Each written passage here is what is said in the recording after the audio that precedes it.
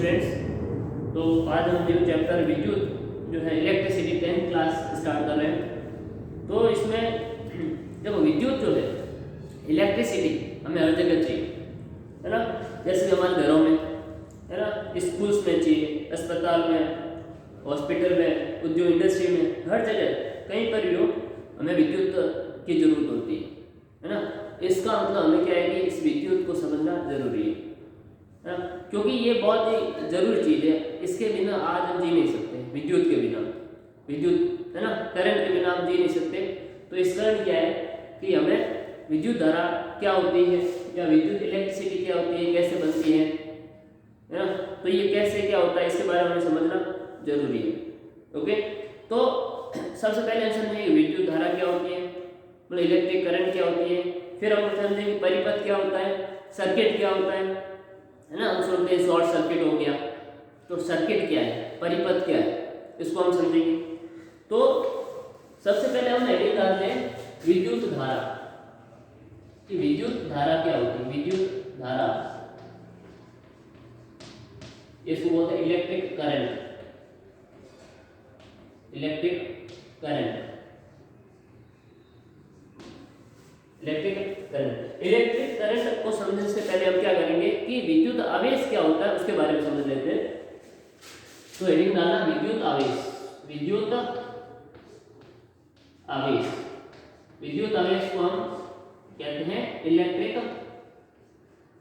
Charge. Electric charge क्या होता है, देखो किसी ये क्या, इलेक्ट्रिक चार्ज एक पदार्थ का गुण होता है, it is property of material. क्या मतलब इसका कि किसी इंसान का गुण होता है कि वो ईमानदार है, वो दयालु है, वो करुणामय है। ये किसके प्रॉपर्टी होती है, किसी इंसान की। वैसे ही किसी पदार्थ की प्रॉपर्टी हो सकती है, क्या हो सकती है कि उसका कलर क्या है, उसका घनत्व कितना है ना, उसका क्षेत्रफल कितना है, तो ये इसके गुण हो सकते हैं। उसी टाइप का एक पदार्थ का गुण है, इसको कहते हैं विद्युत आवेश। क्या है, विद्युत आवेश।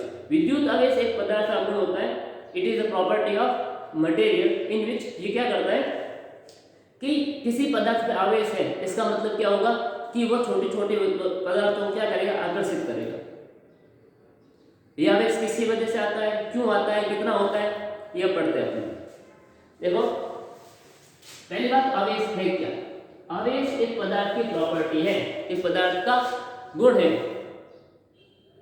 तो ये कैसा, कहां से आ गया ऐसा गुण, इसको पढ़ लेते हैं, है ना। तो देखो मान लो कि आपके पास कोई पेन है ना, ये पेन है आपके पास, और कोई भी किसी पदार्थ की दो मतलब प्रॉपर्टी हो सकती है आवेश के अंदर, एक आवेशित एक अनावेशित। तो यदि कोई पदार्थ आवेशित है या उसके ऊपर आवेश है, इसका मतलब ये होगा कि वो छोटे छोटे वस्तुओं को आकर्षित करेगा। जैसे मेरे पास ये पेन है और मेरे पास ये छोटे छोटे टुकड़े हैं, ठीक है। और अब देखो ये पेन है, मैं इसको ऊपर ये टच कर रहा हूँ, पेन ये नहीं उठ रहा है। अब मैंने क्या किया, इसको रब किया, मेरे सिर पे इसको रब करके मैंने इसको ऐसे रखा, देखो ये चिपक है। इसने क्या किया, अट्रैक्ट किया इनको।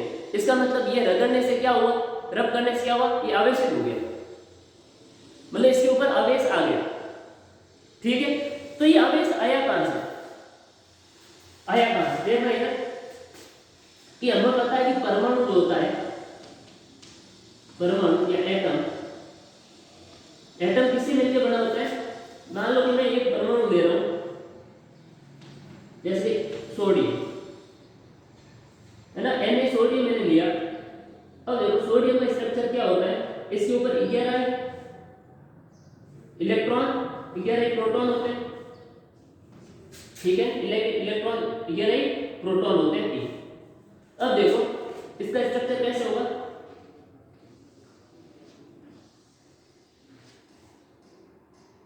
ठीक है। अब ये सोडियम है हमारे पास, प्रोटॉन तो बीच में पड़े रहते हैं न्यूक्लियस में, नाभिक में, और जो इलेक्ट्रॉन है वो क्या करते हैं, इसके चारों ओर घूमते हैं, चक्कर लगाते हैं। पहले ऑर्बिट में कितने आते हैं, 2 से हम कितने आ सकते हैं, 8 1 2 3 4 5 6 7 एंड 8। कितने हो गए 2 and 8 10। अभी एक और बाकी है, ये हो गया एक और, ये 11। आया समझ में नहीं आया? अब देखो जो आवेश होता है ना, ये आवेश या ये अट्रैक्ट करना गुण ये आता किसकी वजह से? आवेश। आवेश किससे होता है? हमें पता है आवेश होता है इलेक्ट्रॉन और प्रोटॉन में। क्या होता है? आवेश इलेक्ट्रॉन और प्रोटॉन में होता है। तो आवेश होता है किसमें? आवेश होता है हमें चार्ज जो होता है, चार्ज होता है वो किसमें होता है? एक तो होता है इलेक्ट्रॉन और दूसरा होता है किसमें? प्रोटॉन में।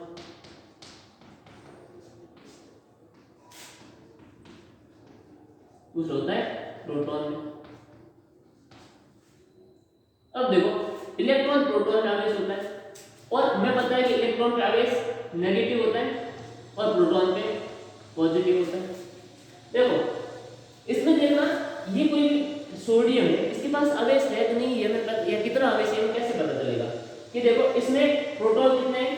11, इलेक्ट्रॉन कितने हैं? 11। इसका मतलब माइनस भी 11, माइनस भी 11 और प्लस भी 11, कुल मिला के कितना? 0। इसका मतलब क्या है? ये है उदासीन, या ये उदासीन या बोलेंगे न्यूट्रल। क्या है? न्यूट्रल। अब देखो ये न्यूट्रल, इसका मतलब क्या है? इसके ऊपर आवेश नहीं है, इसके ऊपर आवेश नहीं है, तो क्या होगा? आवेश नहीं है तो किसी भी वस्तु को आकर्षित नहीं करेगा, किसी भी वस्तु को आकर्षित नहीं करेगा, छोटी वस्तुओं को आकर्षित नहीं करेगा। यदि इसके ऊपर धनावेश या ऋणावेश हो तो ये आकर्षित करेगा। कैसे आ सकता है ये? मान लो इसमें से मैंने एक इलेक्ट्रॉन रिमूव कर दिया है ना, एक इलेक्ट्रॉन को मैंने हटा दिया, तो हटाने से क्या हुआ कि अब जो है माइनस कितने रह गए? माइनस रह गए 10 और प्लस कितना हो गया? प्लस हो गया 11, तो कितना हो गया? प्लस 1 रह गया। तो सोडियम पे क्या आ गया? प्लस 1। प्लस 1 क्या है? कि आवेश है किस पे? सोडियम पे। अब ये क्या करेगा? ये छोटी वस्तु को आकर्षित कर सकता है, इसके पास आवेश आ चुका है। कितना आवेश आया होगा? ये आवेश कितना आया होगा? ये एक इलेक्ट्रॉन के बराबर आया होगा, क्योंकि इसमें एक इलेक्ट्रॉन एक प्रोटॉन के बराबर आया होगा सर, क्योंकि एक प्रोटॉन इसमें ज्यादा है, एक प्रोटॉन इसमें ज्यादा है, क्योंकि एक इलेक्ट्रॉन निकल गया तो पीछे प्रोटॉन रहे कितने? 11 और इलेक्ट्रॉन रहे 10, तो इस वजह से एक प्रोटॉन जितना आवेश इसमें आया। ठीक है कि नहीं? अब देखो दूसरा हमारे पास क्या है कि ये आवेश आ गया। अब ये आवेश किसी पर भी आ सकता है, जैसे कि पेन, अब नेगेटिव भी हो सकता है, पॉजिटिव जरूर थोड़ी, कभी इलेक्ट्रॉन इसमें आ भी सकते हैं ना। जैसे मैं ऑक्सीजन की बात करूं या जैसे कि मैं इसकी बात करूं, ये मेरे पास पेन है, ठीक है, और इसको मैंने मेरे बालों से रगड़ा इसको, तो इसकी आवेशित हो गई। इसका मतलब क्या है? हो सकता है कि इसमें पहले ये उदासीन था, अब मैं जैसे ही मैंने इसको रख दिया तो क्या हुआ? एक इलेक्ट्रॉन टूट के किसमें आ गया? पहले इलेक्ट्रॉन प्रोटॉन इसमें बराबर थे तो उदासीन था, अब एक इलेक्ट्रॉन मेरे बाद से टूट कर किसमें आ गया? इस पेन में आ गया, तो मतलब इसमें एक इलेक्ट्रॉन क्या हो गया? ज्यादा। तो ये ज्यादा होने से क्या हो गया? ये हो गया नेगेटिव, मतलब इसमें एक इलेक्ट्रॉन ज्यादा हो गया। एक इलेक्ट्रॉन ज्यादा होने से इसका आवेश कौन सा आ गया? ऋणावेश आ गया, और ऋणावेश आने की वजह से क्या हुआ? ये आकर्षित करने लगा। ठीक है कि नहीं? अब देखो मतलब या तो इलेक्ट्रॉन चला जाए या इलेक्ट्रॉन आ जाए, क्योंकि प्रोटॉन बीच में बैठे ये निकल नहीं सकते। तो आवेश देना, आवेश पॉजिटिव हो या नेगेटिव हो, दोनों काम कौन करेगा? इलेक्ट्रॉन करेगा। इलेक्ट्रॉन चला गया पॉजिटिव आवेश, इलेक्ट्रॉन आ गया नेगेटिव। मान लो अपने पेन में 100 इलेक्ट्रॉन एंड 100 प्रोटॉन थे, और देखो इस बार से मेरे हेयर से एक इलेक्ट्रॉन इसमें आ गया, तो इसमें कितने हो गए? प्लस 1 इलेक्ट्रॉन, तो हो गए 100, एक क्या हो गया? इलेक्ट्रॉन हो गया माइनस, और प्लस कितने थे? 100, तो इसका रिजल्ट कितना है? -1 इलेक्ट्रॉन। मतलब इस पे एक इलेक्ट्रॉन आया, उसकी वजह से चार्ज आ गया, इसका आवेश आ गया, इसकी वजह से ये क्या कर रहा है? छोटी वस्तुओं को आकर्षित कर रहा है। अब या लेकिन एक इलेक्ट्रॉन के आने से कितना आवेश आता है? 2 इलेक्ट्रॉन आने से कितना आवेश आया? 3 इलेक्ट्रॉन, जरूर थोड़ी एक इलेक्ट्रॉन है, 2 भी आ सकता इलेक्ट्रॉन की वजह से आवेश पता चलता है, तो इंटू 2 कर लेंगे 2 की वजह से, इंटू 3 कर लेंगे 3 की वजह से। है समझ में नहीं है?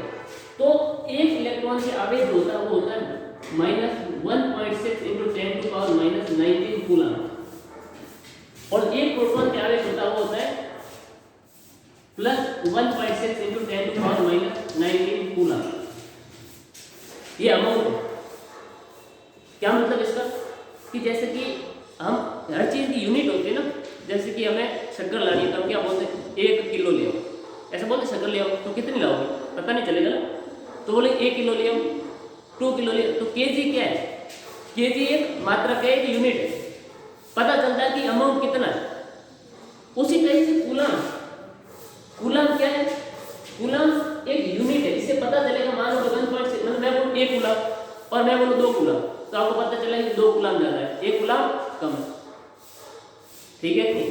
तो कूलम एक मात्रक है किसका? आवेश का। कूलम क्या है? कूलम जो है मात्रक का, किसका मात्रक है? आवेश का। ये कितना 1.6 × 10⁻⁻19। मान लो कि इसमें एक इलेक्ट्रॉन आया, तो इसमें कितना आवेश आ गया होगा 1.6 × 10⁻⁻19 कूलम आ गया। मान लो इसमें 2 इलेक्ट्रॉन आ गए, इसमें कितने आ गए 2 इलेक्ट्रॉन, तो कितना हो गया 2 × 1.6 × 10⁻⁻19 कूलम। 3 इलेक्ट्रॉन आ गए 3 × 10⁻19 कूलम, 3 इलेक्ट्रॉन। 4 आ गए 10 आया, समझ में नहीं है? तो किसी भी वस्तु पे टोटल जो आवेश होता है उसको हम लिखते हैं Q से। किसे लिखते हैं? Q से। ठीक है? अब देखो विद्युत आवेश क्या है, इसके बारे में थोड़ा सा लिख लेते हैं। क्या है कि विद्युत आवेश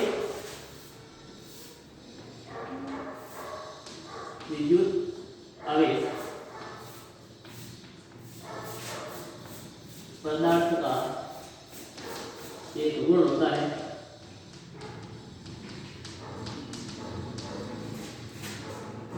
जिससे ये अन्य छोटे पदार्थों को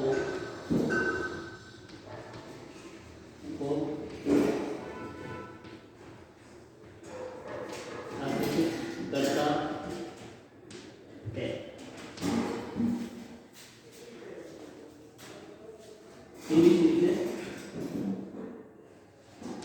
electric charge is the property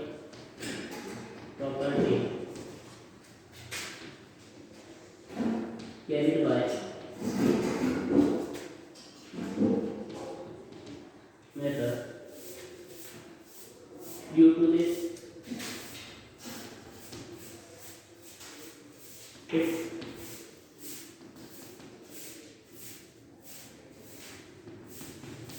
attracts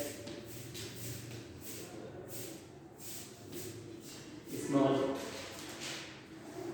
matter particles. ठीक है? और ये आवेश किसी वजह से आता है, किसी वस्तु पर आवेश इलेक्ट्रॉन के आदान प्रदान से आता है।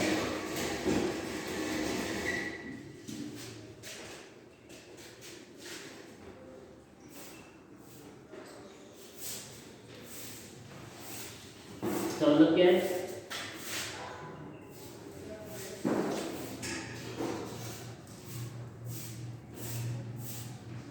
जगह को मैं लिख देता हूँ। चार्ज किसकी वजह से आता है? इलेक्ट्रॉन की वजह से क्या आता है? चार्ज आता है। ठीक है? तो एक इलेक्ट्रॉन में चार्ज कितना होता है? देखो एक इलेक्ट्रॉन में चार्ज उसको ई लिखते हैं, एक इलेक्ट्रॉन पर आवेश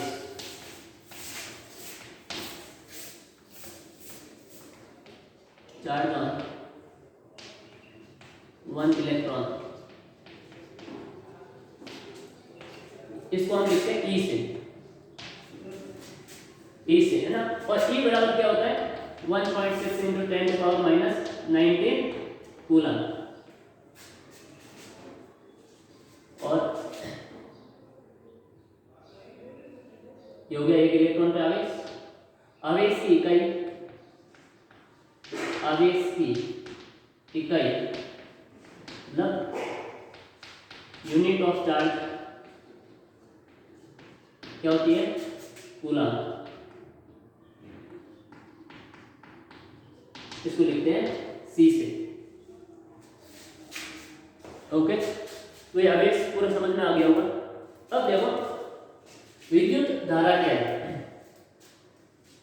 हमें पता है कि मैं बोलता हूं कि विद्युत धारा क्या है, आवेशों के प्रवाह की दर को विद्युत धारा कहते हैं।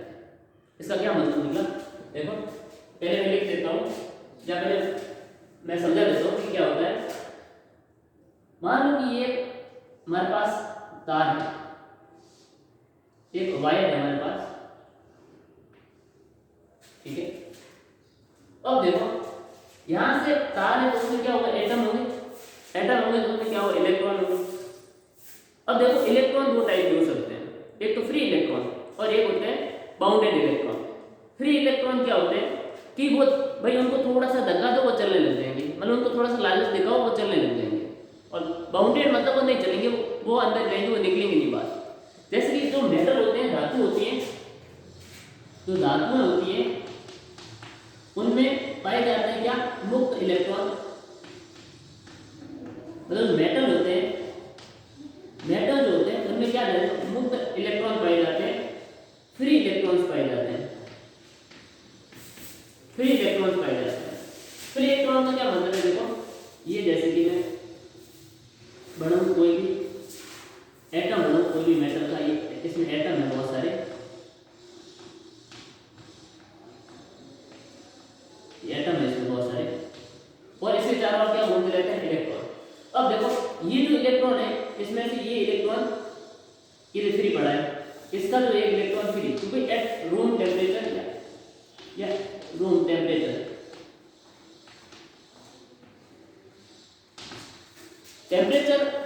की वजह से क्या होगा एट रूम टेम्परेचर मेटल में जो है सारे इलेक्ट्रॉन या काफी इलेक्ट्रॉन जो है, मैं बोलूँ सारे नहीं काफी इलेक्ट्रॉन जो है वो क्या रहते हैं फ्री रहते हैं, ठीक है। और इनमें चार्ज होता है कैसा होता है नेगेटिव होता है।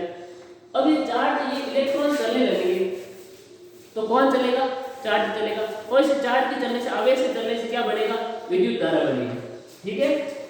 अब मान लो कि यहाँ से मैं मानता हूँ कि एक कूलम आवेश, मैं इधर मैं खड़ा हूँ, इधर मैं खड़ा हूँ, ठीक है। और इधर मैं देख रहा हूँ कि एक सेकंड में 2 कूलम आवेश गया, कितना गया 2 कूलम। तो मैं बोलूंगा कि इसमें विद्युत धारा कितनी चल रही है 2 एम्पीयर। मान लो कि मैं इधर फिर देखा मैंने अगले सेकंड, तो इसमें से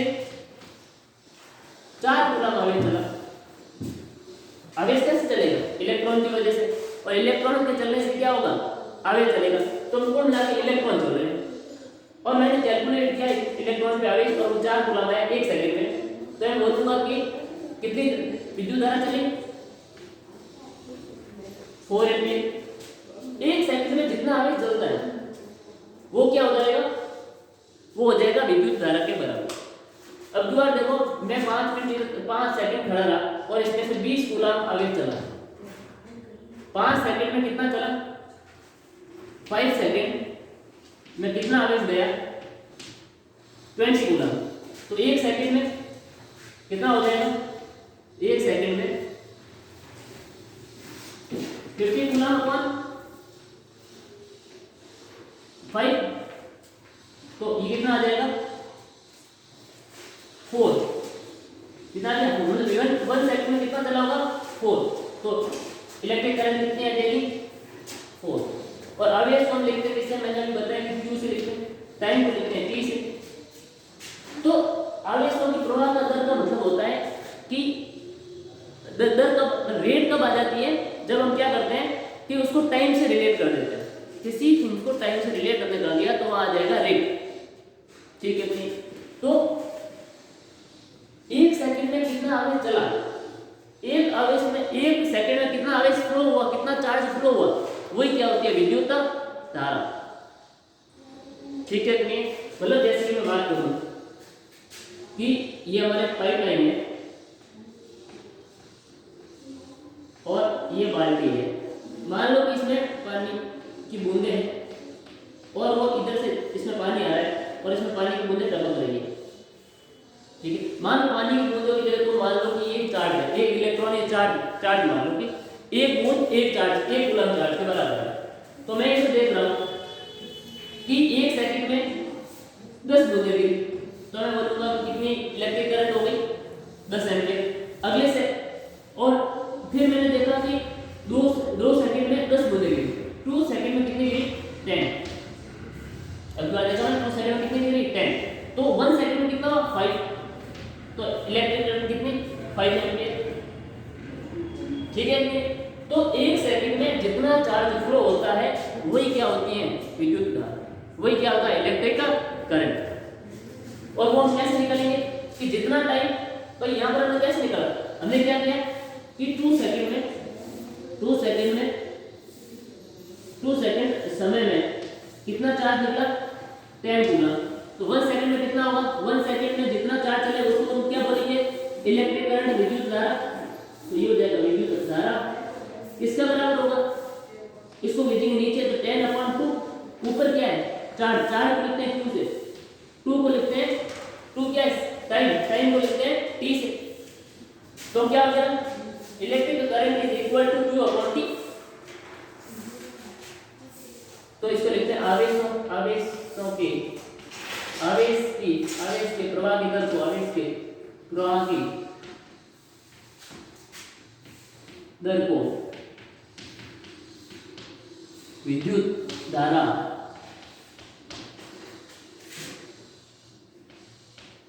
कहते हैं।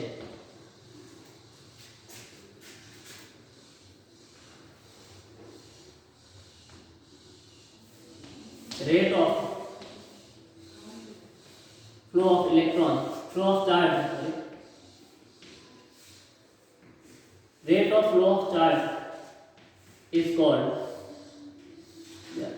charges, the rate of flow of charges is called electric current।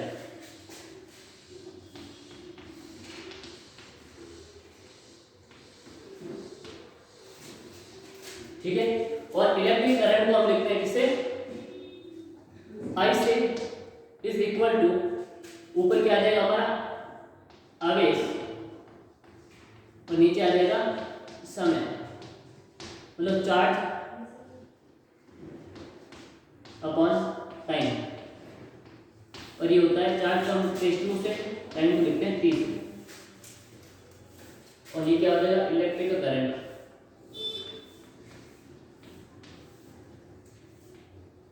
विद्युत धारा।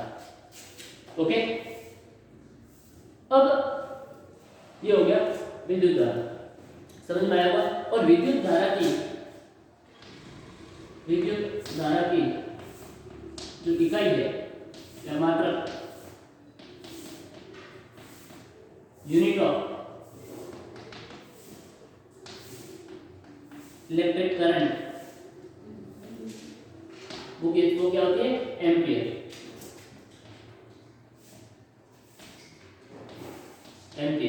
इसको लिखते हैं ए से, एम्पियर, इसको लिखते हैं ए से। अब देखो एम्पियर जो है वो काफी बड़ा यूनिट होता है विद्युत धारा मापने का। जैसे कि हमारे पास है ना केजी बड़ा यूनिट है, उससे छोटा क्या होगा, ग्राम, है ना, ग्राम होगा। उससे छोटा क्या होगा, मिलीग्राम, है ना। तो ऐसे ही एम्पियर एक बड़ा यूनिट है। तो एम्पियर से छोटे भी कुछ यूनिट होते हैं, उनको हम बोलते हैं milli ampere and micro ampere. क्या बोलते हैं, milli ampere and micro ampere. तो देखो इसका स्क्रीनशॉट ले लो, उसके बाद जो है आगे चलते हैं।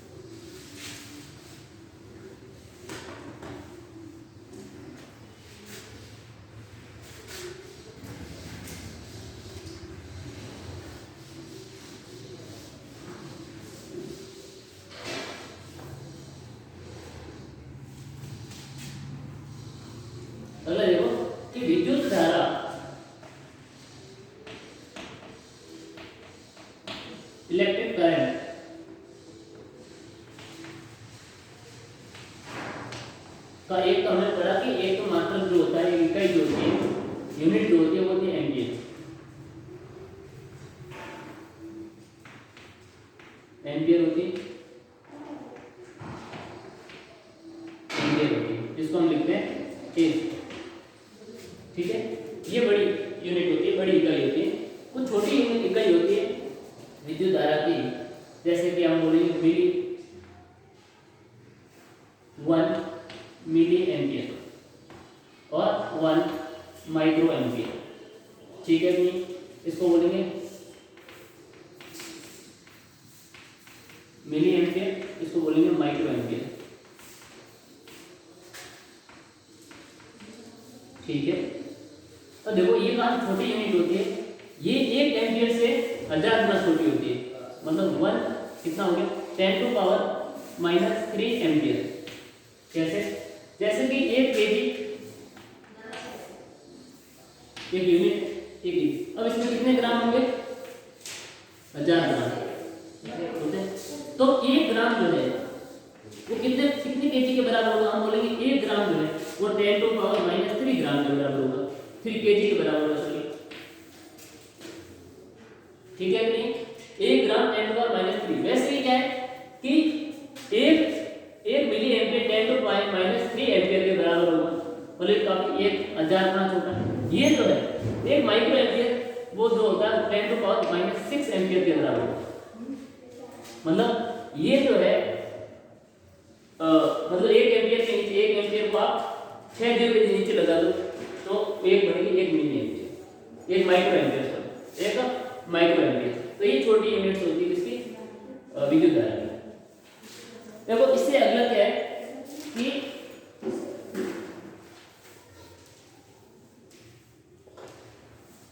अब देखो, अब हम करेंगे विद्युत धारा, जो विद्युत I इक्वल क्या होता है Q अपॉन T जो होता है। तो इसकी यूनिट होगी एम्पियर। कैसे मान कर? कूलाम पर सेकंड, इसकी कूलाम होती है, इसकी सेकंड होती है, कूलाम पर सेकंड ये होगी इसकी और यूनिट है। अब मैं मानूं कि 1 एम्पियर विद्युत धारा क्या होगी? 1 एम्पियर इलेक्ट्रिक करंट। देखो क्या होगा 1 ampere electric current, 1 ampere 1 ampere 1 ampere विद्युत धारा की परिभाषा।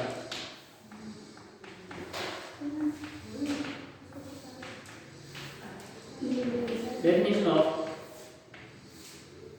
1 एम्पियर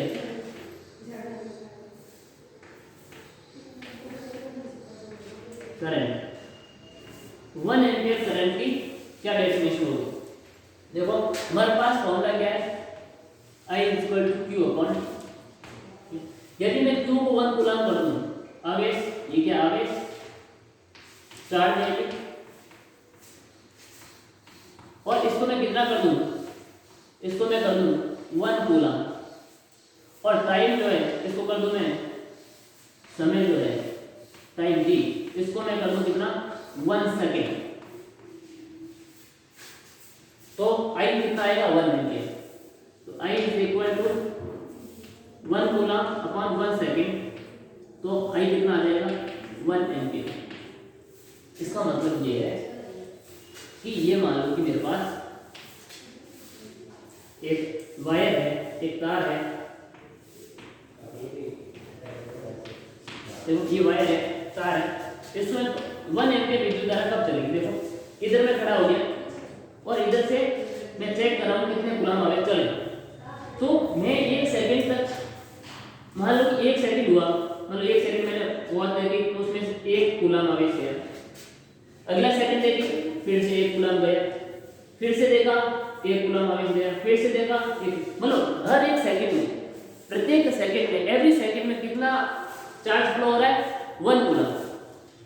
1 सेकंड में, अगले सेकंड में 1 कूलम, अगले सेकंड में 1 कूलम, अगले सेकंड में 1 कूलम। तो रेट क्या हुआ? 1 सेकंड में 1 कूलम। तब बोलूंगा कि यहाँ से इलेक्ट्रिक करंट कितनी है, विद्युत धारा कितनी चल रही है भाई? विद्युत धारा कितनी चल रही है? मैं बोलूंगा 1 एम्पियर। क्या बोलूंगा? 1 एम्पियर। ठीक है, इसका मतलब क्या हुआ कि 1 कूलम, तो 1 कूलम आवेश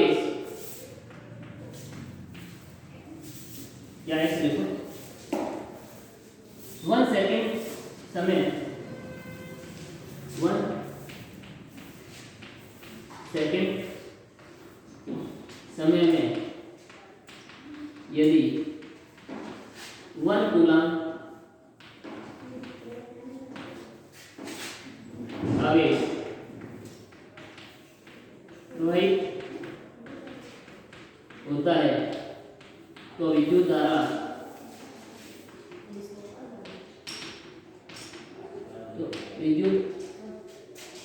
धारा 1 एम्पियर होगी। ठीक है, 1 कूलम आवेश, 1 coulomb charge flow in 1 second, in every 1 second, every 1 second, then electric current is 1 ampere. Okay, तो 1 सेकंड में एवरी 1 सेकंड इलेक्ट्रिक चार्ज यदि 1 कूलम हो तो इलेक्ट्रिक करंट कितनी होगी? 1 एम्पीयर। यदि 1 सेकंड में 2 कूलम आवेश जाता हो, फ्लो होता हो तो 2 एम्पीयर, 3 होता तो 3 एम्पीयर, 4 होता तो 4 एम्पीयर 1 सेकंड में। ओके, तो ये हो गया इसका 1 एम्पीयर की डेफिनेशन। अगला हमारे पास जो आता है कि विद्युत परिपथ क्या है? विद्युत परिपथ, विद्युत लिख देता हूं इसको,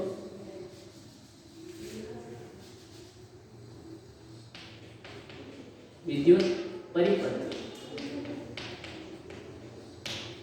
मैं बोलूंगा इलेक्ट्रिक सर्किट।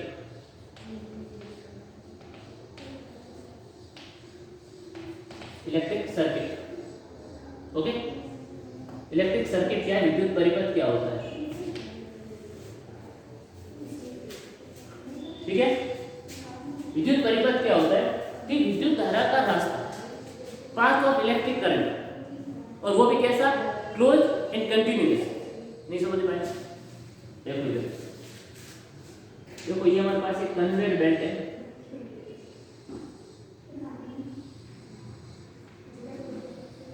ऐसा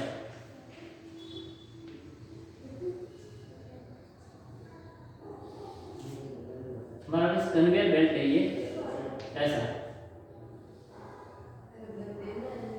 अब देखो इस कन्वेयर बेल्ट में देखो, हम देखो यहां से मटेरियल चिपका दे, ठीक है नहीं?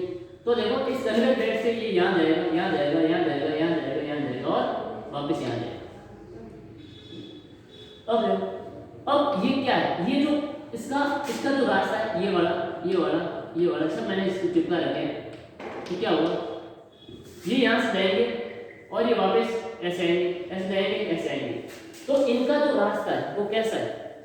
इस जो मटेरियल है, ये जो पदार्थ है, इनका रास्ता कैसा है? कन्वेयर बेल्ट से कैसा है? ये पूरा का पूरा तो कहीं से टूटा है क्या?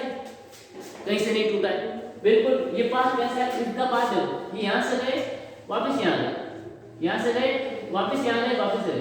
तो इसका मतलब इनका रास्ता कैसा है? इनका पाथ कैसा है? क्लोज है ना, क्लोज पाथ है। और कैसा है? कंटिन्यूअस है।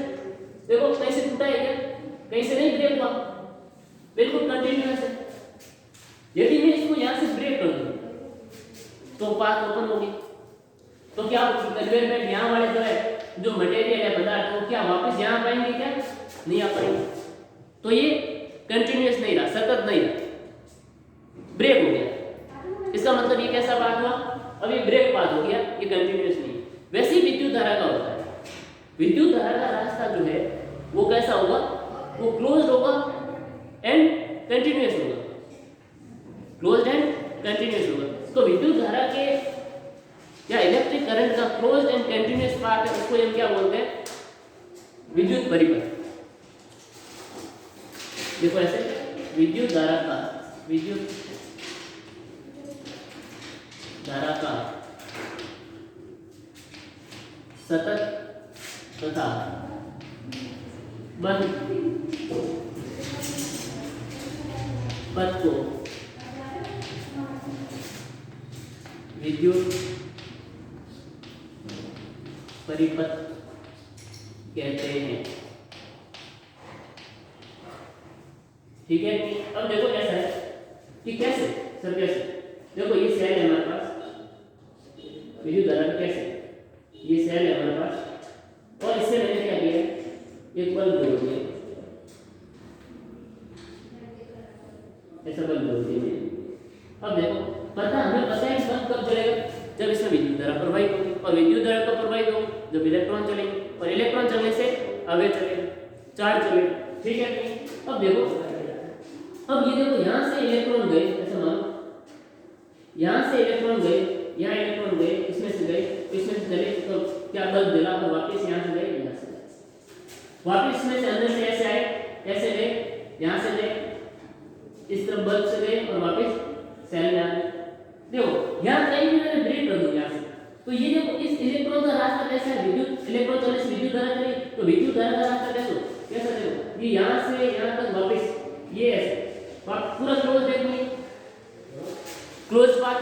दूसरा क्या ये कंटिन्यूअस है, बिल्कुल कंटिन्यूअस है, कंटिन्यूअस है,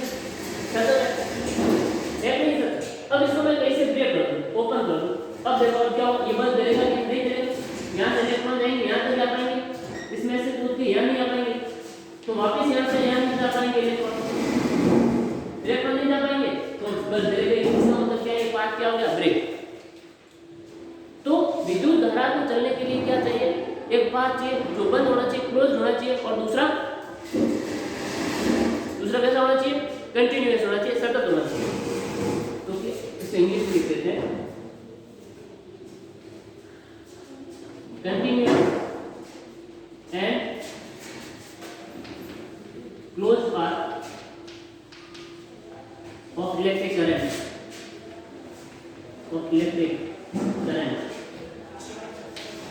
is called electric circuit,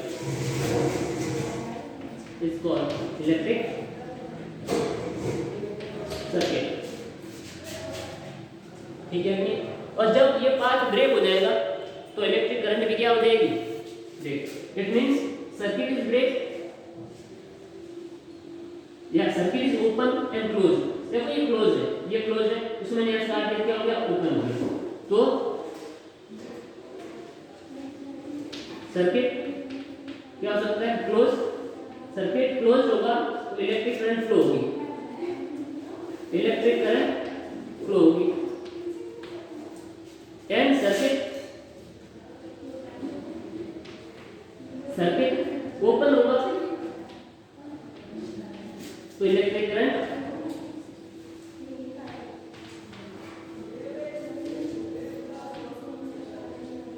flow नहीं होगा। ठीक है, तो ये विद्युत परिपथ समझ में आ गया होगा कि विद्युत परिपथ होता क्या है। तो एक एग्जांपल मेरे पास, कोई एग्जांपल करवा देता हूँ। देखो विद्युत परिपथ का डायग्राम कैसा क्या है उसको थोड़ा समझते हैं। उससे पहले एक क्वेश्चन करवा देता हूँ अच्छा सा, कि एक क्वेश्चन हमारे पास एग्जांपल नंबर है 12.1, एग्जांपल नंबर 12.1।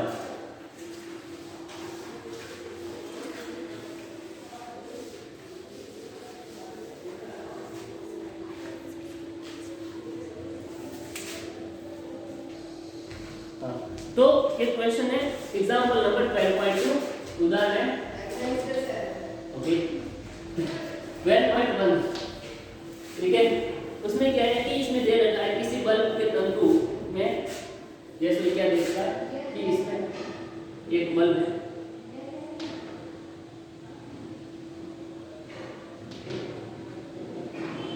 ये बल्ब है, उसका ये तंतु है। ठीक है, ये क्या है, बल्ब का तंतु।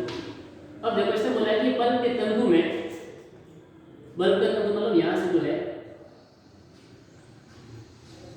इलेक्ट्रिक करंट विद्युत धारा आई आ रही है, और वो जो विद्युत धारा इसमें जाएगी वो इसमें चलेगी, ठीक है।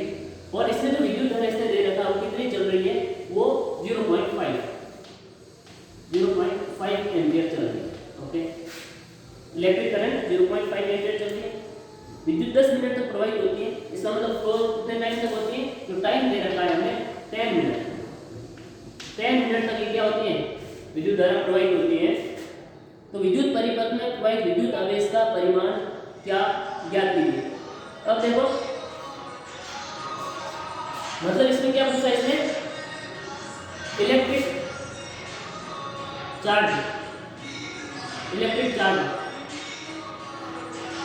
पता करना, हमें क्यों पता करना है, ठीक है, क्यों पता करना है। तो कैसे पता करेंगे, I इज इक्वल टू हमें पता है Q अपॉन T होता है। I हमें पता है कितना 0.5, Q हमें पता नहीं, Q हमें पता करना है। इसका मतलब ये पूछ रहा है कि विद्युत धारा 1.5 एम्पीयर इसमें से चल रही है, तो विद्युत धारा चल रही है, इसका मतलब क्या, इसमें से इलेक्ट्रॉन चल रहे होंगे, इलेक्ट्रॉन चल रहे होंगे तो इसमें क्या चल रहा होगा, विद्युत आवेश चल रहा होगा, इलेक्ट्रिक चार्ज चल रहा होगा। तो वो इलेक्ट्रिक चार्ज कितना चला, 10 मिनट तक, 10 मिनट तक इलेक्ट्रिक चार्ज कितना चला, ठीक है। तो ये मैं बोल रहा हूँ कि इलेक्ट्रिक चार्ज जो है वो कितने टाइम 10 मिनट में कितना इलेक्ट्रिक चार्ज इसमें से गया, ठीक। तो कितना हुआ, 1 सेकंड में कितना चलना, हमें पता है कि 1 सेकंड में जितना चार्ज चलता है वो 1.5 होता है, तो 1 सेकंड 1.5 कूलम चला, तो 10 मिनट में कितना चला होगा, तो 1.5 × 10, ये थी 1.5 × 10 मिनट।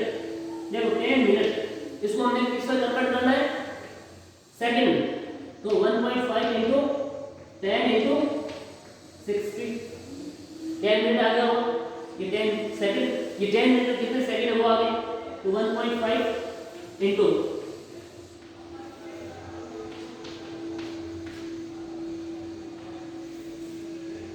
कितना आ गया, ये हो गया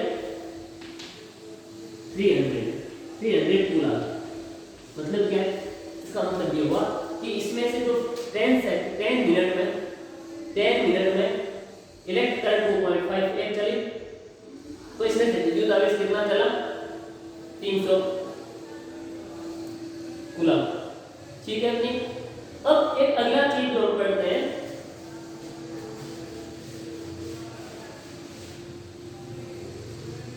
अगला चीज हम पढ़ते हैं कि एक कूलम आवेश कितना होता है। भाई 1 इलेक्ट्रॉन पे कितना आवेश होता है, 1.6 × 10⁻⁻⁹। देखो इसका मतलब समझो कि ये कूलम आवेश नहीं है, एक इलेक्ट्रॉन पे एक कूलम आवेश नहीं होता है, वो बहुत ही छोटा होता है एक कूलम से। कैसे, मैं बोलूं 1 kg, ठीक है, और मैं बोलूंगी कि एक कोई मेरे पास ऑब्जेक्ट है, उसका भार है कितना 10⁻³ × 10⁻² kg, तो क्या ये 1 kg के बराबर है क्या, नहीं, 1 kg से कितना छोटा है, कितना छोटा है 1 kg से, 1 kg से ये 3/00 kg, मतलब ये कितना है, ये है 0.03 kg। तो ये 1 kg के बराबर है क्या, नहीं, 1 kg के बराबर नहीं, 1 kg से बहुत ही छोटा है, ठीक है। तो वैसी आवेश जो है वो एक इलेक्ट्रॉन पे एक कूलम नहीं होता, ये एक कूलम से बहुत ही छोटा होता है। इसका मतलब क्या है कि कितने इलेक्ट्रॉन के आवेश को मिला है कि हमको कितना मिल जाए, 1 कूलम आवेश मिले। किसी पदार्थ पे 1 कूलम आवेश है, इसका मतलब उस पे कितने इलेक्ट्रॉन है, नंबर ऑफ इलेक्ट्रॉन चाहिए, ठीक है। देखो कैसे कि मान लो कि मेरे पास ये एक ऑब्जेक्ट है, हम पता करना चाहते हैं इस पे 1 कूलम आवेश है, कितना है, 1 कूलम आवेश, तो कितने इलेक्ट्रॉन के बराबर होगा। दूसरी चीज देखो, एक मैं फॉर्मूला बना रहा हूं कि एक ऑब्जेक्ट है, इस पे 1 इलेक्ट्रॉन आया, कितने इलेक्ट्रॉन आया, 1, तो इस पे आवेश कितना आ गया, तो एक मैं Q लिख रहा हूं, Q इज इक्वल टू आवेश, इस पदार्थ में कितना आवेश को Q से लिखते हैं, इस पे आवेश कितना है, इस पे आवेश है अपने 1 इलेक्ट्रॉन के बराबर, 1 e, 1 इलेक्ट्रॉन है ठीक है, और 1 e का कितना मान होता है 1.6 × 10⁻⁻19 कूलम। ठीक है, अब मैं बोल रहा हूं कि इसमें 2 इलेक्ट्रॉन आ गए, कितने इलेक्ट्रॉन, एक और मैंने इलेक्ट्रॉन भेज दिया, अब इसका आवेश कितना हो गया सर, क्या सर 1.6 × 10⁻⁻19 कूलम एक के कारण, तो इनटू 2 कर दो, तो क्या करो q = 2e, मतलब 2 × 1.6 × 10⁻⁻19 कूलम, होगा कि नहीं होगा। अब बोला सर ऐसा करो कि 3 मैंने इसमें क्या कर दिया, 3 इलेक्ट्रॉन डाल दिए, एक और इलेक्ट्रॉन डाल दिया, तो अब आवेश कितना होगा, सिंपल सी बात है 3e, मतलब 3 × 1.6 × 10⁻⁻19 कूलम। सर मैंने कहा ये और इलेक्ट्रॉन डाल दूं, इसमें हो गया 4, अब इससे आवेश कितना हुआ होगा, तो सर 4e, मतलब 1.6 × 10⁻⁻19 कूलम। फिर ऐसे कितने भी डाल दो, मैंने कहा मैंने बहुत सारे करोड़ों लाखों अरबों खरबों डाल दिए, तो उनको लिखेंगे क्या n, मैंने n इलेक्ट्रॉन डाल दिए, n मतलब बहुत सारे, n मतलब बहुत सारे, इनको गिनती नहीं है, उनको n लिखते हैं। तो मैंने कहा भाई n इलेक्ट्रॉन के कारण, n क्या है, n इलेक्ट्रॉन क्या है, number of electron, n electron के कारण आवेश, तो क्या हो जाएगा q = ne, अरे होगा कि नहीं होगा, q = क्या होगा ne, ये हमारे पास फॉर्मूला, ये तो कुल आवेश, किसी पदार्थ का कुल आवेश q, number of electron n, और e क्या है, एक इलेक्ट्रॉन पे आवेश। अब हमें पता करना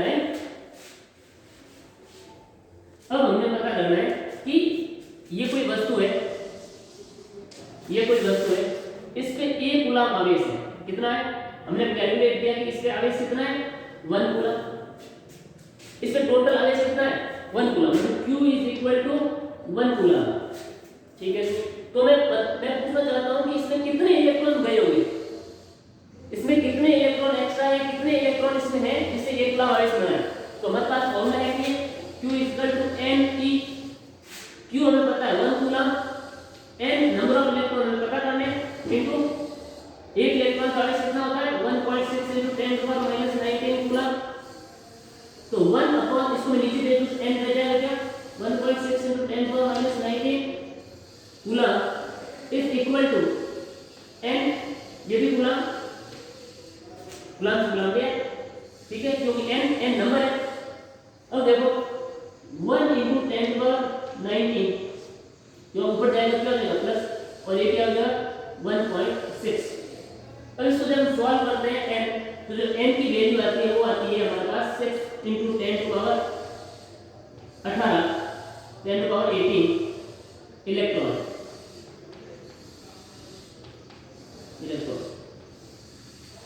इसका मतलब ये कि यदि किसी भी पदार्थ के पास 1 कूलम आवेश है, इसका मतलब उस पे कितने इलेक्ट्रॉन, तो 1 कूलम आवेश कितने इलेक्ट्रॉनों पे होता है 6 × 10⁻18 इलेक्ट्रॉनों के बराबर। इन सब का आवेश हम जोड़ दें, 6 × 10⁻18 इलेक्ट्रॉन का आवेश जोड़ दें, तो हमको कितना मिलेगा 1 कूलम। ठीक है, तो इसका मतलब है कि 6 × 10⁻+18 इलेक्ट्रॉन पर 1 कूलम इलेक्ट्रॉनों पर आवेश चार्ज 1 कूलम आवेश के बराबर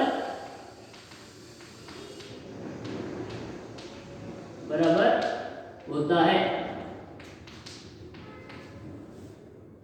ठीक है कि तो ये समझ में आना चाहिए कि 1 इलेक्ट्रॉन पे आवेश 1 कूलम नहीं होता है, बहुत ही कम होता है, इतने सारे इलेक्ट्रॉनों पर 1 कूलम आवेश होता है। मतलब मैंने एक इलेक्ट्रॉन डाला, 2 इलेक्ट्रॉन डाले, 3 4 5 6 6 × 10⁻18 इलेक्ट्रॉन डालूंगा, और 6 के पीछे 18 जीरो, इतने सारे इलेक्ट्रॉन डालूंगा, तब इस वस्तु पे 1 कूलम आवेश आएगा। ठीक है, ये शायद आपको समझ में आया होगा कि पूरा क्या विद्युत धारा क्या होती है, विद्युत परिपथ क्या होता है। ठीक है, कल करते हैं विद्युत विभवांतर और विद्युत विभव और विद्युत विभवांतर क्या होता है, उसको कल करते हैं।